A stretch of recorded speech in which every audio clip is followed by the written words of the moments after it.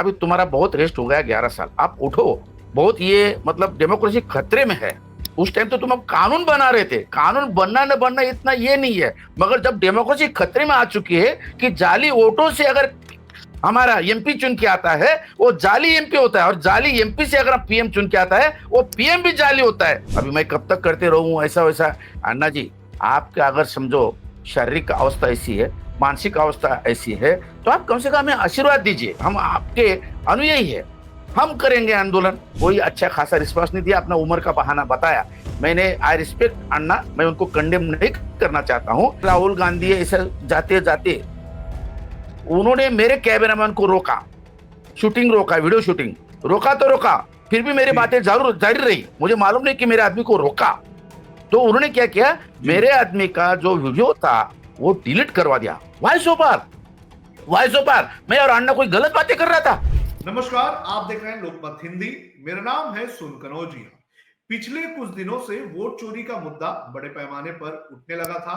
दिल्ली में बड़े पैमाने पर प्रोटेस्ट हुआ। इसके बाद पुणे में कुछ दिनों पहले एक पोस्टर लगे थे और इसमें अन्ना हजारे को कुंभकर्ण के साथ दिखाया गया था। अन्ना हजारे से लोग सवाल पूछ रहे थे कि आखिर अन्ना हजारे इस वोट चोरी के मामले पर चुप क्यों हैं।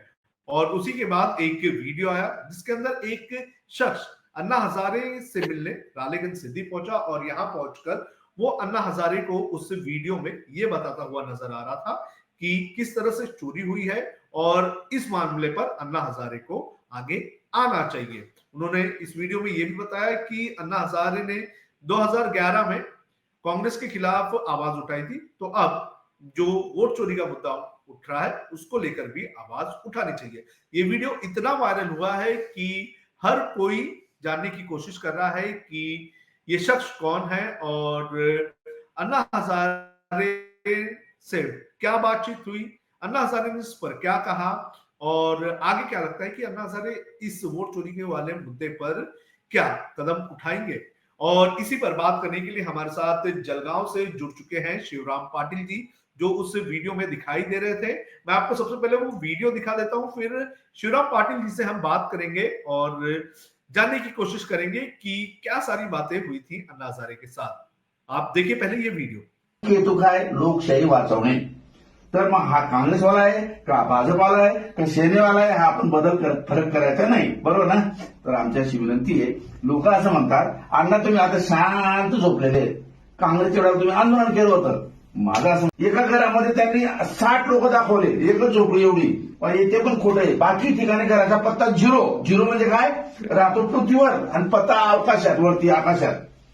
तो आपने ये वीडियो देखा। इस वीडियो में शिवराम पाटिल बड़े ही अच्छी तरीके से अन्ना हजारे को समझा रहे हैं कि किस तरह से वोट चोरी का मामला सामने आया। एक एक घर में 80-80 लोगों के नाम जो है वो रजिस्टर्ड किए गए। एक छोटे से खोली के अंदर, झोपड़ी के अंदर कई लोगों के नाम बताए गए। 0 नंबर का रूम दिखाकर लोगों के नाम रजिस्टर्ड किए गए। साथ ही साथ ये भी कह रहे हैं कि अन्ना हजारे ने 2011 में आरएसएस को साथ दिया, दूसरी पार्टियों को साथ दिया। अब वक्त आ चुका है कि इस मुद्दे पर भी सवाल उठाया जाए। तो इसी पर बात करने के लिए शिवराम पाटिल जी जलगांव से जुड़ चुके हैं। उनसे बात करते हैं कि किस तरह से उनकी बातचीत हुई और क्या इस पूरी बातचीत का जो कंक्लूजन है वो निकलकर सामने आ रहा है। शिवराम पाटिल जी हमारे साथ लाइन पर है।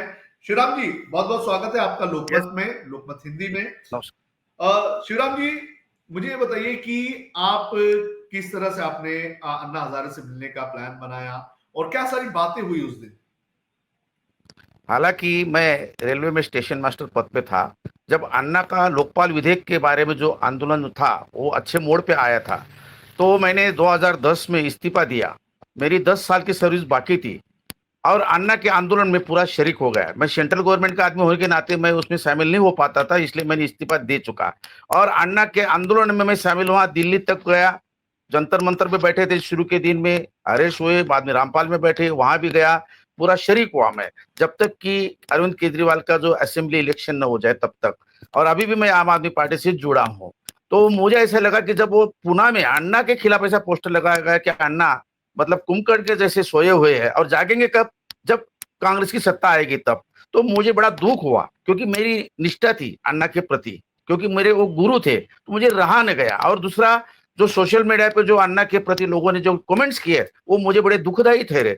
तो मैं सीधा एक तो मेरे साथी थे एडवोकेट शिवाजीराव ढमाले नगर के, जो air commanding officer retire RP हालत में अभी अपना अहमदनगर कोर्ट में, अहिल्याबाई नगर कोर्ट में वो वकालत करते हैं, उनको लेके गया मैं। तो मैंने कुछ ऐसे मुद्दे अन्ना के सामने लिखित स्वरूप में पेश किया तो अन्ना ने पढ़े भी, और वो मुद्दे जो थे मेरे अन्ना ने एक एक मैंने उनको समझाया कि अन्ना जी देखो बात इस तरीके से हो रही है कि राहुल गांधी जो है वो एक जिम्मेदार आदमी है, मतलब एक विपक्ष के लोकसभा में वो नेता है और कल वो प्रधानमंत्री भी बन सकते हैं, मतलब ऐसे जिम्मेदार आदमी जो है वो हमारे एमपी रहे 4 टर्म से।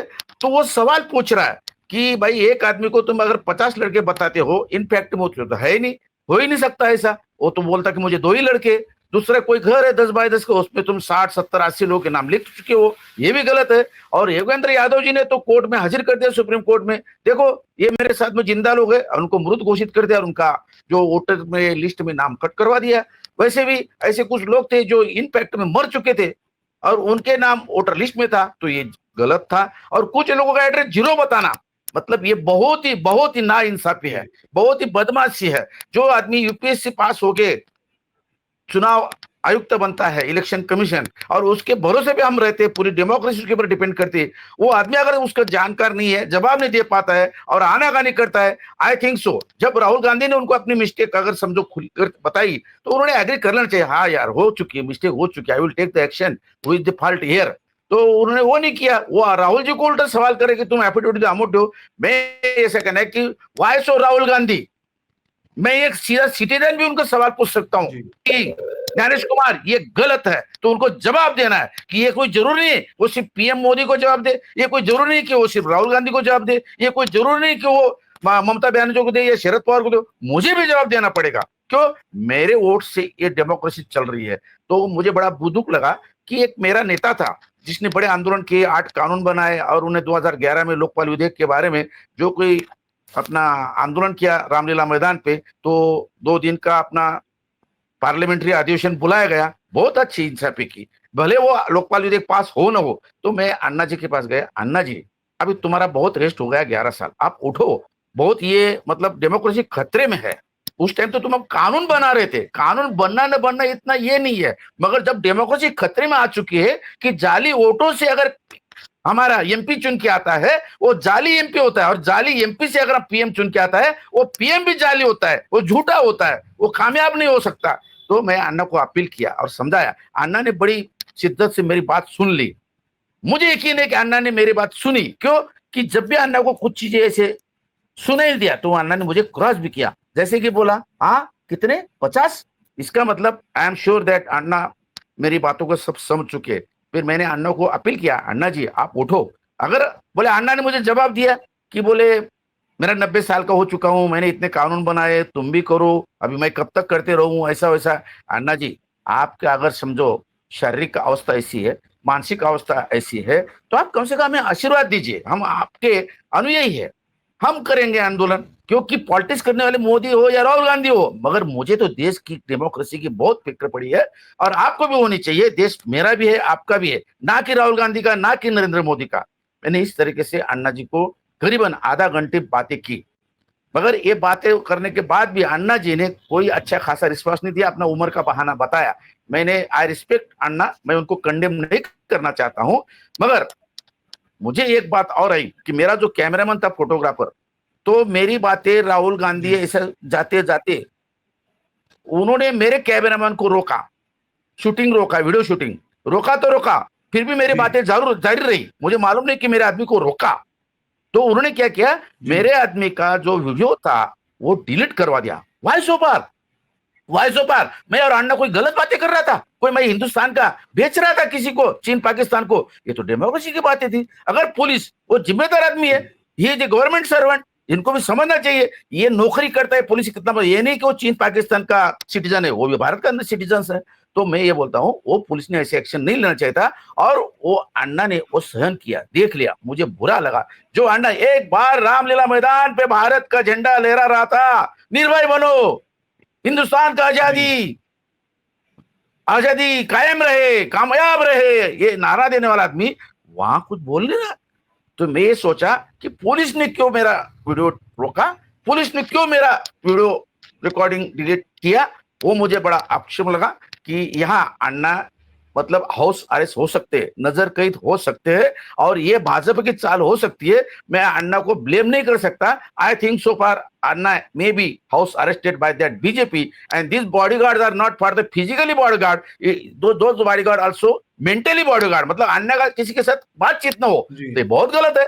जो मेरा सोशल वर्कर ज्येष्ठ ना मतलब समाज सेवक मेरे हिंदुस्तान का, जिसको पूरी दुनिया जानती है, उस आदमी को अगर तुम बात करने को मना करते हो, आई थिंक सो फार हियर दी ऐसा लगता मुझे कि ये तानाशाही शुरू हो रही है।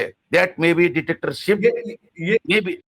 ये बताइए कि अन्ना हजारे क्यों क्यों नहीं लग रहा है कि अन्ना हजारे क्यों इस मुद्दे पर बोल नहीं रहे हैं? इतना बड़ा मामला है और सब लोग सब जगह से आवाज उठा रही, कोई ना कोई अपना मत तो रख रहा है। अन्ना हजारे ने क्या अपना कोई मत रखा है इस पे कि ये गलत है, इस सही है, या फिर कोई चूक हुई है, या फिर राहुल गांधी कोई गलत मुद्दा उठा रहे हैं, या फिर इलेक्शन कमीशन खराब है, मतलब गलत काम कर रहा है? ये सारी चीजें कुछ अन्ना ने, जब आपने वो सारी बातें रखी तो अन्ना हजारे ने क्या कहा है? अन्ना हजारे ने अपनी उम्र का बहाना बताया, इनएबिलिटी का बहाना बताया कि मेरी उम्र हो चुकी है।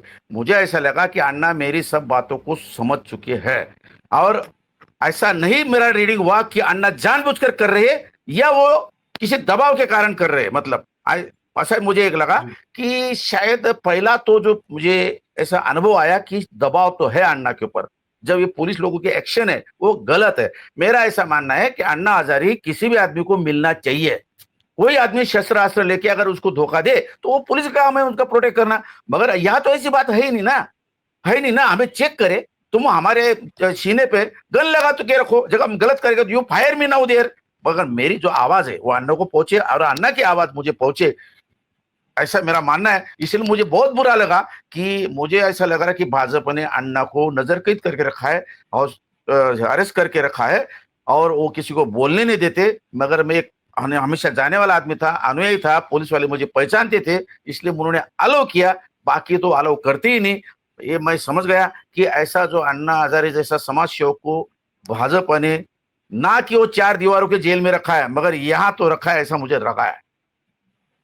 नहीं, मेरा सवाल ये है कि चलिए किसी ने भी जेल में रखा है या नजर कैद करके रखा है, लेकिन जब आपकी बातचीत हुई, हम्म, हमारे पास कुछ 1.5 मिनट का या 2 मिनट का कुछ वीडियो आया हुआ है जो काफी वायरल हो रहा है। जी। उसके बाद कितनी देर तक आपकी बातचीत हुई? उस बातचीत में अन्ना हजारे ने क्या रिप्लाई दिया? क्या अन्ना हजारे इंटरेस्टेड लग रहे थे कि हाँ भाई ये तो गलत हो रहा है? अन्ना हजारे का रिस्पॉन्स क्या था? टोटली मेरी आधा घंटा बात हुई, भले मुझे रिकॉर्डिंग 2 मिनट की मिली हो, तो जितनी बच गई जी। काने कोने में, जितना डिलीट ना कर पाए वो लोग, उतनी शायद अक्ल उनमें ना होगी जैसा। तो अन्ना ने रिस्पांस में सिर्फ मेरी तरफ देखते रह गया, जब कोई सुनना चाहते तब उन्होंने सिर्फ क्रॉस किया, जैसे कि 50 और देखता हूँ, करता हूँ, मैं पूरी जानकारी लेता हूँ, ऐसा भी उन्होंने कुछ बोला। और वो जो उम्र का बहाना वो तो पता है, वो बार बार रिपीट नहीं करता हूँ, मगर अन्ना ने इस तरीके से इनएबिलिटी मुझे वो जो दिखाई वो मुझे ठीक नहीं लगा। फिर भी मैंने कोस कोस के अन्ना को बार बार पूछा, अन्ना जी कुछ तो बोलो, कुछ तो राय होगी आपकी। तो अन्ना जी ने यस नो कोई रिप्लाई दिया नहीं। अन्ना ने जी चुप्पी साध ली, बहाना बना लिया और मुझे कोई अच्छा खासा रिस्पॉन्स दिया नहीं। मैंने बोला आप अगर वहां जा नहीं सकते, बैठ नहीं सकते तो हमें आशीर्वाद दीजिए, वो काम हम कर लेंगे, हम आशीर्वाद दीजिए। और यहाँ से ऐलान कर दिए अगर समझो वोट की चोरी होती है, वोट की अगर चोरी होती है तो डेमोक्रेसी बाधित होती है। और ऐसी वोट चोरी से, जाली वोटों से, झूठे वोटों से अगर कोई एमपी चुन के आता है और उन एमपी के द्वारा वो पीएम चुन के आता है, वो गलत है। तो मेरी मांग थी वो ज्ञानेश कुमार नाम का जो कोई अपना इलेक्शन कमिश्नर जो है उसे तुरंत बर्खास्त कर देना चाहिए। Overall he is not a owner of this India, he is the paid servant of this India. He has to obey all the rules and follow the rules. Whenever there is objection by any party or any person of, or any citizen of India, he should take the action and reply for that question. ऐसा मेरा मानना है। मैंने ये बातें अन्ना से की और अन्ना मेरी पूरी बातों को समझ चुके, मगर अन्ना ने उस वक्त यस नो कोई भी जवाब नहीं दिया। जी। ये तो आप अन्ना हजारे के आंदोलन को पिछले 2011 से 8 से या 9 से आप जानते हैं 2009 में काफी आंदोलन की शुरुआत हो गई थी। तो उस वक्त से वो आंदोलन में आप उनके साथ थे। अब अन्ना हजारे में कितना बदलाव आ गया है, यानी कि जब 2014 के बाद जब एनडीए की गवर्नमेंट आई, मोदी प्रधानमंत्री बने, उसके बाद अन्ना हजारे के को आप किस तरह से देखते हैं? क्या 2014 के पहले अन्ना हजारे अलग थे और 2014 के बाद अन्ना हजारे बदल चुके हैं? यस यस, भाई सही सवाल है। मेरा और मेरे जो साथी जो है अन्ना के अनुयायी, हम सब लोगों का ये रीडिंग रहा है 2014 के बाद Anna just like a dead person. Anna कुछ भी एक्टिविटी नहीं कर रहे। और कभी कभार एक दो बार अन्ना ने राडेगन सिद्धि में कोशिश की, और ये क्या देवेंद्र फडणवीस और हमारे गिरीश महाजन जाके उन कानों में कुछ बताया, पते नहीं इन्होंने क्या बताया। हालांकि ऐसी बातें कानाफूसी नहीं होना चाहिए, ये ऐसी बातें ओपन होनी चाहिए जो पब्लिक को मालूम पड़े और अपने प्रेस को भी मालूम पड़े।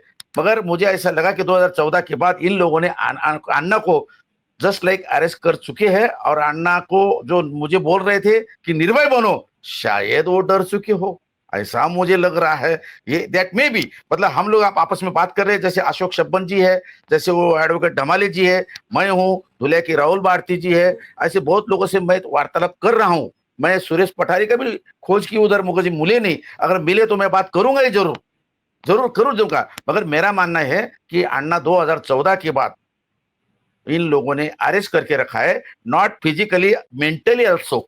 और ये गलत बात है। I think so for now democracy has been lapsed here, now dictatorship may be started from here. Just like that, I have been given the example another person, that Satpal Malik, very honest person, that before the lieutenant governor of that Jammu and Kashmir, उनको भी हालत यही कर दी। Next time हमारे अभी अभी हालत मेरे सामने दिख रही, उपराष्ट्रपति महोदय धनखड़ बहुत ईमानदार आदमी है, वो आदमी की भी हालत एक खराब कर दी, और वो भी अभी लोगों की नजरे में नहीं है। क्यों? एक राष्ट्रपति उपराष्ट्रपति बन गया आदमी, जिम्मेदार आदमी, कितनी बार वो मतलब पार्लियामेंट का सदस्य रहा, वो आदमी अगर पब्लिक मानना हो तो कितना गलत बात है, कितना गलत बात है। तो ये मुझे लग रहा है कि अब अभी हिंदुस्तान के लोगों को सोचना चाहिए, कुछ तो भी गलत तरीका अडॉप्ट किया जा रहा है। ये अन्ना हजारे को क्यों, किस तरह से, अगर आप जिस हिसाब से बोल रहे हैं कि अन्ना हजारे के ऊपर प्रेशर बनाकर उन्हें चुप करवाया जा रहा है, तो किस तरह से प्रेशर बनाया जा रहा है? क्या ऐसा कुछ, आपने कहा कि गिरीश महाजन या देवेंद्र फडणवीस आके कान में कुछ बोल देते हैं और उसके बाद आंदोलन वापस लिया जाता है, तो ऐसी ऐसी कौन सी चीजें हुई है जिसकी वजह से आपको लगता होगा कि क्या अन्ना हजारे चुप हो रहे हैं, क्या अन्ना हजारे को डराया जा रहा है? मैं एक एग्जांपल देना चाहता हूं। अपने ललित नारायण मिश्रा जी, जो अपने रेलवे मंत्री थे इंदिरा गांधी के मंत्रिमंडल में, उनका जब एक्सीडेंट हुआ, वो कैसा हुआ वो मैं बता नहीं सकता, मगर उनकी ट्रीटमेंट के लिए कहां से कहां तक इन लोगों ने ट्रेन में ले गए कि जहां तक वो मर ना जाए, ऐसा होता है। तो अभी ये दो एग्जांपल मैंने दिए, सतपाल मलिक और धनखड़ साहब के। और मुझे ऐसा लगता है, और एग्जांपल आपको देता हूं, जैसे वो मराठा जो समाज के नेता है मनोज जरांगे, ये जब अनशन को बैठे उस टाइम गिरीश महाजन जी कुछ ऐसा एक न्यूज़पेपर आड़ा करके उनके कान में कुछ कानाफूसी कर रहे थे। हाँ, ये अगर लोगों को तो सुनाई दिया नहीं, कुछ ही न्यूज़पेपर को सुनाई नहीं दिया, पत्रकार को।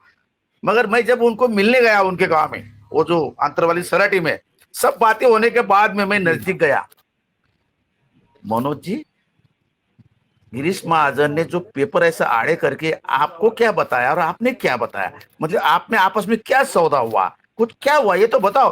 तो मेरे को बौखला गई, एकदम गुस्सा खा गए। अरे यार काका, तुम क्या उम्र है, तुम कैसी बातें पूछ रहे हो? नो यार, इसका जवाब तो मिलना चाहिए। तो मुझे क्या लगा, what my intention was there, कि गिरीश महाजन ने मनोज जरांगे को कुछ तो भी धमकाया होगा। क्या धमकाया जाता है? मैं हमेशा आंदोलन करने वाला आदमी हूं, जैसे अनशन पे बैठा, हम आपको हॉस्पिटल में लेके जाएंगे और हॉस्पिटल लेने के बाद में ऐसी दवा देंगे कि तुम वापस घर नहीं आ पाओगे।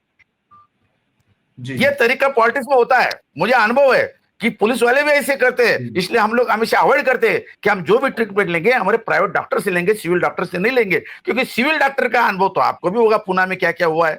तो इसलिए मुझे ऐसा लगा कि मनोज जरांगे को जब पूछा तो उनको बड़ा गुस्सा आया। तो मैंने अन्ना जी को भी यही पूछा, अन्ना जी आप चुप क्यों, अन्ना जी चुप क्यों, बोलो तो सही, बोलो तो सही। जब पुलिस वालों ने हमको बोला, भाई काका तुम्हारा टाइम हो चुका है, तुम अभी बस, हमने अलाउ किया, बस बस बस बस बस, उन्होंने हमको बाहर निकाल दिया, हम चले गए। मुझे बड़ा बुरा लगा कि ना तो मैं अन्ना के साथ बात कर सकता हूँ, ना अन्ना मुझे कोई जवाब दे सकते। तो अन्ना मेरे नेता थे, मुझे बड़ा दुख लगा। अन्ना को आप कितने करीबी से जानते हैं? मतलब आप रामलीला मैदान में, दिल्ली में जंतर मंतर पर आप आंदोलन बैठे, मुंबई में आजाद मैदान में भी आप आंदोलन में उनके साथ हुए रहेंगे। अन्ना हजारे को आप किस मतलब कितना करीब से जानते हैं? किस तरह से अन्ना हजारे मतलब एक आंदोलनकारी तो है ही वो साथ में, लेकिन पर्सनली आप उनको जानते हैं, तो क्या लगता है कि क्या वो किसी चीज से डरने वाले इंसान हैं? ऐसा, मैं करीबन 20 साल से अन्ना जी को पर्सनली जानता हूँ, और 10 बार तो मैं रानीगंज सिद्धि में जा चुका हूँ। जबकि दिल्ली में भी गया, मैं नंदुरबार में उनका ही था, अमल जलगांव में आया उसमें मैं शरीक था। मगर अन्ना जी एक मिलिट्री पर्सन है, बहुत अच्छे, बार बार विवेकानंद जी की बातें जी। करते हैं कि मैं उनकी किताब पढ़ी हूँ। मुझे ईमानदार तो लगती है। उन्होंने ना शादी ना बच्चे ना कुछ की, और ये भी बात सही है, उन्होंने कोई करप्शन तो किया नहीं है उनके गांव में भी, रानीगंज सिद्धि में। भले लोगों का पॉलिटिक्स जो भी हो, पर अन्ना एक साफ सुथरा इंसान है, मैं जानता हूँ। और मैंने इसके पहले भी अन्ना जी की एक रूबरू मुलाकात ली थी कि अन्ना जी आप ये ऐसे कर सकते हैं, तो मेरा ये धर्म है। बोले आपका पढ़े लिखे नहीं है? नहीं, बोले मैं जब किसी काम को शुरुआत करती हूँ तो मुझे अपने आप ज्ञान आ जाता है, और आप जैसे लोग मुझे साथ देते हैं तो मैं सक्सेस हो जाता हूँ। मैंने अन्ना को बहुत करीब से, मैं अन्ना के साथ खाना खाया हूँ, बैठा हूँ, इंटरव्यू लिया हूँ, और उनकी मन की बातें खोजने की कोशिश की हूँ, जैसे आप मेरे मन की बात खोजने की कोशिश कर रहे हैं। तो जी। अन्ना जी ने आज तक मुझे, मैं अन्ना जी बहुत अच्छी ईमानदार लगे। और मैं कुछ एलिगेशन अन्ना पर नहीं लगा सकता कि उन्होंने कुछ करप्शन किया होगा, कोई क्लच में आया होगा, कोई पाप किया होगा, ऐसा नहीं लगा मुझे।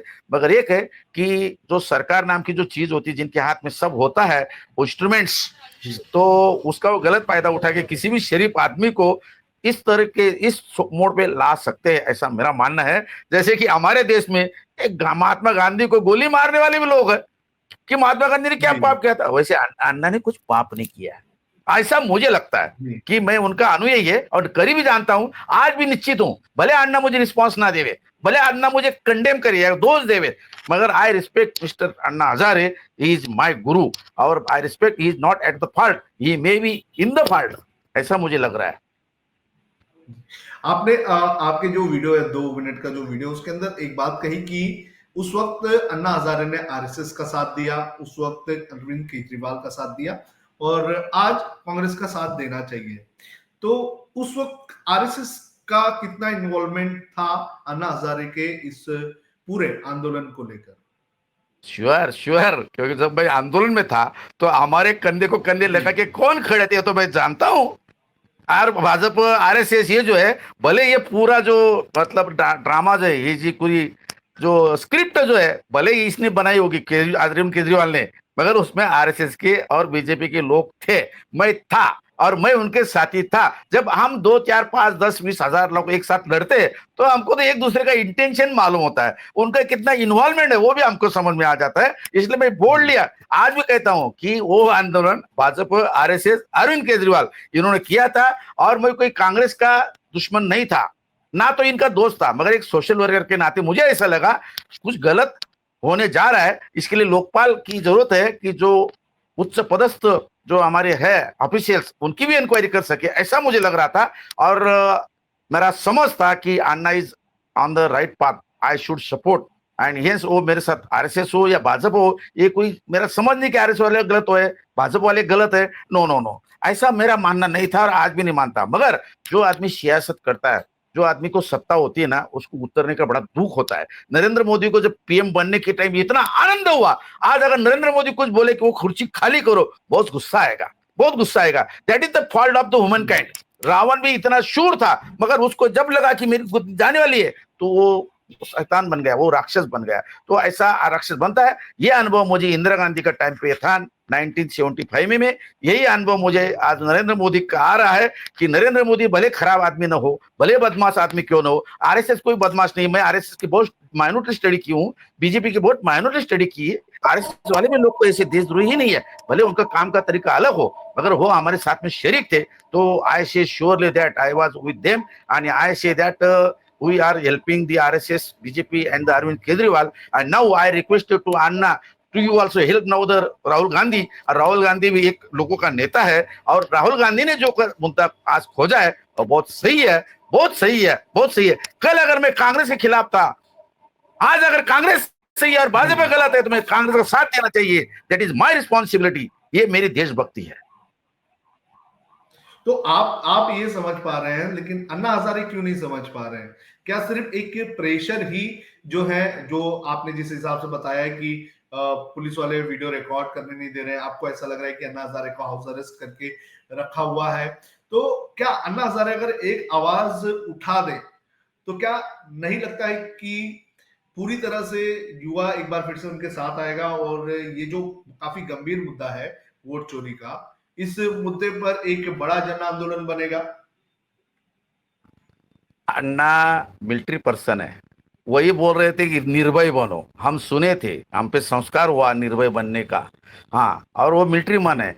और मैं, मेरे साथ में भी एयर कमांडिंग ऑफिसर थे मिलिट्री मैन, उनका दोनों का रिश्ता है। मेरा तो गुरु शिष्य का रिश्ता है, उनका भी रिश्ता है। और मुझे नहीं लगता, दूसरा, अन्ना करप्ट आदमी नहीं है। मुझे नहीं लगता कि अन्ना ने अपना पद का किसी को गलत एडवांटेज दिया हो। अभी भी मैं नहीं मानूंगा किसी बात को, अगर कोई बोले भी तो I will not agree that. तो अन्ना की हालत जो है, I think so intentionally this person is not the democracy, against the democracy, not against the India.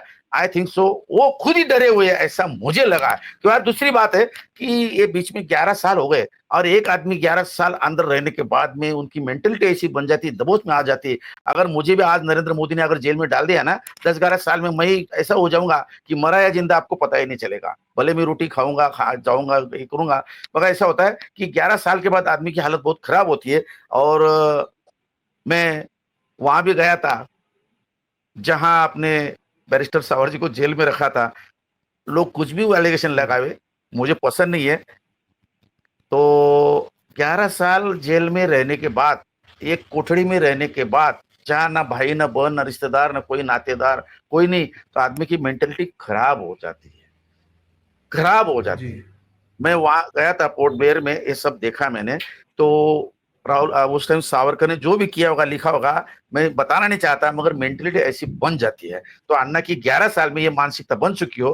अन्ना जी कितने भी फौजी क्यों न हो, कितने निर्भय क्यों न हो, कितने भी प्रामाणिक क्यों न हो, मगर उस आदमी की हालत ऐसी हो जाती है। ऐसा तो मुझे लग रहा है that may be psychology that is effected on the body and person is thinking like that after the 11 years, that may be possible. Anna खराब नहीं है, अन्ना करप्ट नहीं है, अन्ना कुछ हमारे खिलाफ नहीं है, देश के खिलाफ नहीं है, बहुत ऑनेस्ट पर्सन है। मगर ये गलती सियासत की है, जो अपने गंदे इरादे के कारण ऐसे लोगों को ये हाउस अरेस्ट करके रखते हैं। अगर अन्ना बाहर निकले, कुछ गड़बड़ की, शायद not only house arrest, Anna arrest ही हो जाएंगे, ऐसा मुझे लग रहा है। आज भी ये सियासत ने, नरेंद्र मोदी ने बहुत सारे ऐसे कि जिन लोगों ने कुछ गलती करे न, कोई इनकी इंक्वायरी न हुई, फिर भी जेल में रख दिया। ईडी का, सीबीआई का कुछ भी बहाना हो, गलत तो हो रहा है। तो अन्ना को भी शायद डर होगा कि साला ये उम्र हो चुकी है और मेंटली ऐसी है, क्या करूं, कैसे करूं, बहुत किया मैंने, अभी 90 साल हो गया,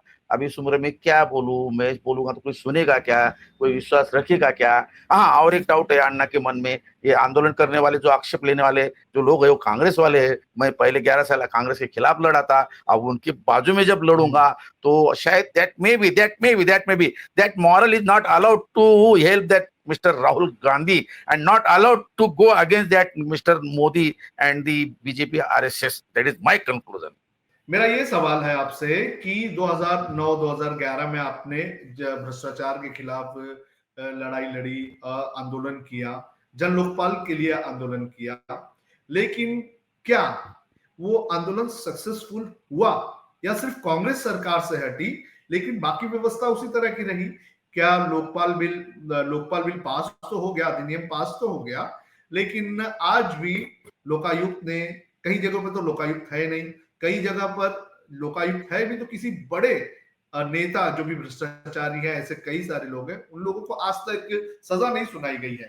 तो क्या लगता है कि आंदोलन पूरी तरह से फेल था या सिर्फ सरकार गिराना ही एक उद्देश्य बन गया था? इसका जवाब एक पॉलिटिकल साइंस में मिलता है, पॉलिटिकल हिस्ट्री में मिलता है।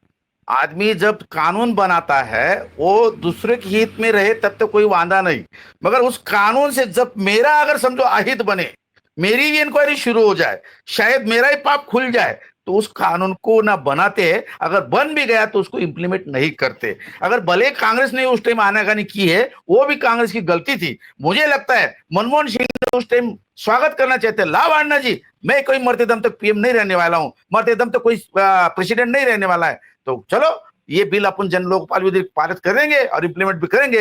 वो गलती उन्होंने की। आज नरेंद्र मोदी भी भले वो पारित किया हो या ना किया हो, वो लागू नहीं करेंगे। एक बार आदमी सियासत पे चढ़ जाता ना, राजकारण, सत्ता, ये शेर की सवारी होती है। वो अगर समझो वो सवारी अगर नीचे उतर जाए तो शेर उसको खा जाता है। नरेंद्र मोदी को डर है, कल अगर जन लोकपाल बिल लागू हो गया तो मुझे जेल में जाना पड़ेगा, मरते दम तक जेल में सड़ूंगा, ये डर बिल रहता तो है। लागू हो गया है, बिल तो लागू हो गया है, लोकायुक्त नियुक्त भी कर दिए गए, लेकिन मेरा ये कहना है कि वो जिस इंटेंशन से लाया गया था वो इंटेंशंस पूरे ही नहीं हो रहे। अन्ना ने जो आंदोलन किया था, आप लोगों ने जो आंदोलन किया था, उसके तहत जन लोकपाल बिल के बाद लोकायुक्त बनेंगे, कार्रवाई की जाएगी, वो सारी चीजें तो हो ही नहीं रही है ना। सही बोले ना। मैं मेरे खिलाफ पुलिस क्यों खड़ा कर दूं? जब मुझे चोरी करना है, मुझे अगर समझो व्यभिचार करना है, मैं अगर कोई गलत काम के लिए कहाँ गया तो मैं मेरे ड्राइवर को ही बोलूंगा ना, तू भाई इधर ही खड़ा रहना, ये लो पैसे होटल में चले जाओ। मेरा बॉडीगार्ड को बोलेंगे जाओ भाई मजा मारो 2-4 घंटा, मैं भी जाओ। आदमी जब भ्रष्टाचार करता है, जब व्यभिचार करता है, कोई पाप करता है ना, तो अपने बॉडीगार्ड को बोलता है कि तू अभी यहां मत आना। तो भले ये लोकपाल विधेयक इन्होंने समझो ये कर भी दिया हो आधा उदा, लोकायुक्त कई कई स्टेट में लागू भी किया हो, मगर ऐसा है जो सत्ता पे होता है उसकी चलती है। और ये सब वैसे गाय बैल बकरे भेड़िया वो सत्ता को डरते हैं। मुझे ऐसा लगता है कि शायद हिंदुस्तान के एक हाथ दो अफसर इस सत्ता को नहीं डरते होंगे, जैसे हमारे यहाँ जो है तुकाराम मुंडे जी, जैसे गोरा खैरनार जी थे, जैसे भूरेलाल थे, ऐसे अरुण भाटिया जी थे। अब मुझे ऐसा लग रहा है कि इवन दो तुम्हारा chief justice of India Chandrachud साहब वो भी डरे हुए थे। वो इलेक्शन कमिश्नर हालत में जो क्या नाम उसका न्यायेश कुमार है, उसके पहले भी राजीव कुमार थे, वो भी डरे हुए थे। वो पब्लिक के साथ ईमानदार नहीं थे, वो सत्ता के साथ ईमानदार थे। और मुझे तो उम्मीद है राष्ट्रपति महोदया द्रौपदी मुर्मू जी से, मुर्मू जी आप पढ़े लिखे हो, कभी प्रोफेसर भी थे, बड़े अच्छे पोस्ट भी थे, तो आपको इसमें इंटरवेंट करना चाहिए। मोदी जी ये गलत चल रहा है, ये गलत चल रहा है, अनटोलरेबल है।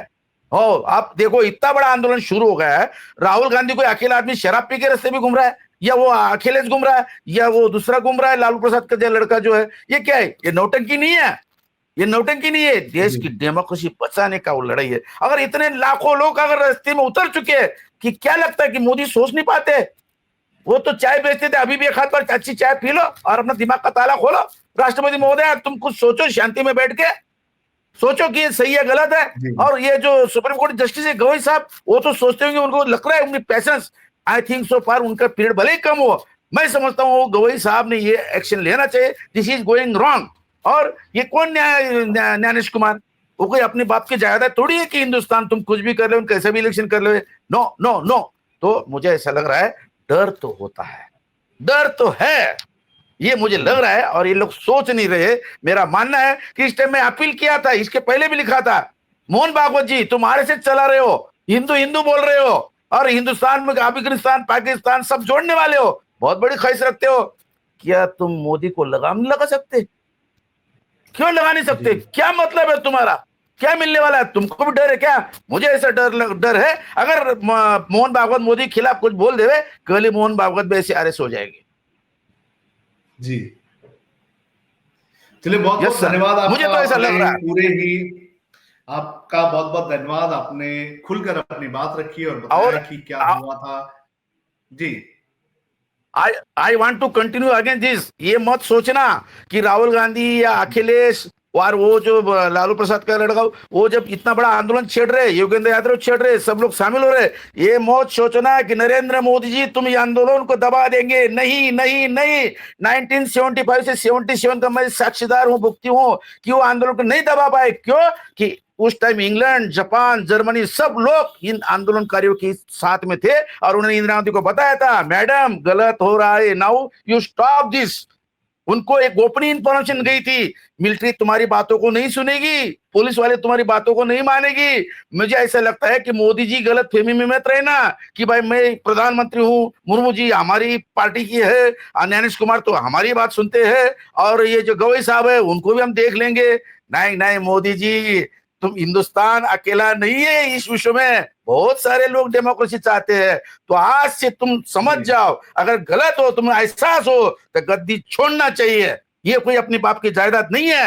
मेरे किस्मत में लिखा नहीं कि मैं पीएम बनूं या सीएम बनूं और या प्रेसिडेंट बनूं। मिला, लोगों ने विश्वास रखा, मैं बन गया। जब लोगों का विश्वास नहीं है तो छोड़ देना चाहिए।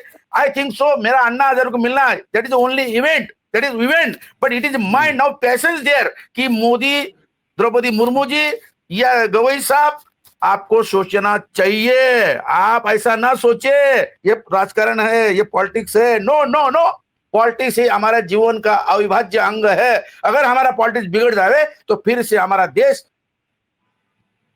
अफगानिस्तान जैसा हो जाएगा, जॉर्डन सीरिया जैसा हो जाएगा, गाजा पट्टी जैसा हो जाएगा, और ये गलत तरीके से चला जाएगा। जी, बहुत बहुत धन्यवाद शिवराम पाटिल जी, आपका, आपने समय दिया और खुलकर अपनी बात रखी, बताया कि क्या हुआ था अन्ना हजारे के साथ मुलाकात में, अन्ना हजारे ने क्या बात की, आपने क्या बातें की, क्या सारी चीजें हुई, किस तरह से फोन आपका बंद किया गया, ये सारी चीजें आपने बताई। आपका बहुत बहुत धन्यवाद इस लाइव शो में जुड़ने के लिए। तो ये थे हमारे साथ शिवराम पाटिल जी, जिनका वीडियो बड़े पैमाने पर वायरल हुआ था, और उन्होंने क्या क्या बातें की अन्ना हजारे, ये सारी बातें खुल के हमारे साथ रखी। देश और दुनिया की खबरों के लिए आप देखते रहिए लोकमत हिंदी।